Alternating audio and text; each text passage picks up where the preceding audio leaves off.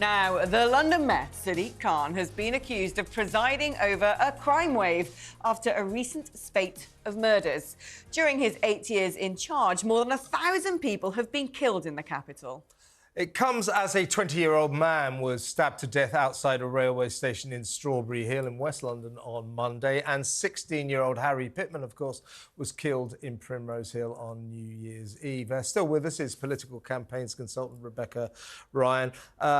More than 1,000 murders in 8 years under Sadiq Khan, the mayor who just obsesses about ULEZ and clean air. He goes, oh, clean air, you know, the pollution's going to kill thousands. Well, you know, people are dying under your auspices, mate, and they're not dying from air pollution. They're dying from knives and guns. This guy's a disgrace, isn't he? It's an absolute disgrace. You only have to look at the New Year's Eve fireworks celebration. It was all about him, wasn't it? He's a PR man. He loves, you know, a bit of good coverage for himself, but he doesn't want to deal with the actual thorny issues, you know, actually getting to grips with what's a complicated issue where you've got to bring in sort of community engagement and deal with all of those things and look at the root causes of what's going on. He doesn't want to get involved. It's too difficult for him. He wants to, you know, mess around with, like you say, ULEZ. I sometimes feel that, you know, all this sort of let's bring in the communities and look at the root causes is all very well. You just need some pretty heavy-handed policing from time to time.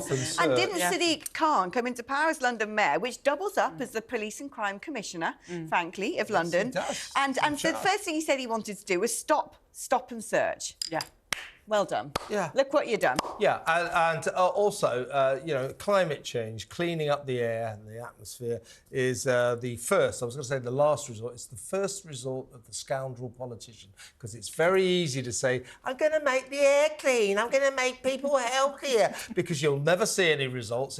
Even Khan wouldn't promise results tomorrow on that. And so there you are, you've said something wonderful, you've signalled your virtue, hey-ho, vote for me. Meanwhile, he pays no attention to the fact more than 1,000 people have been murdered while he's been in London, while he's been the mayor. That's an absolute outrage. It's an absolutely appalling figure, isn't it? And how, you know, upsetting it must be if you had, you know, teenage sons, as a mother, as teenage sons in London, knowing that your kids are going to go out and they might get stabbed just on a Friday night out or whatever.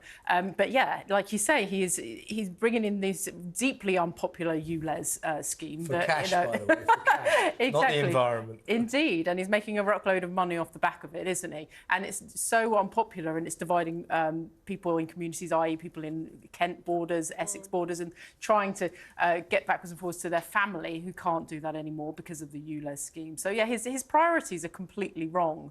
Yeah. But, unfortunately, he doesn't seem to get held to account by the electorate, and it'd be interesting to see what happens. The thing is people misconstrue the sort of social fabric of London, of the capital. They go, oh, there's all those millionaires, you know, they live in places like Hampstead, where I live, and I'm not a millionaire, Chelsea and Mayfair and Knightsbridge.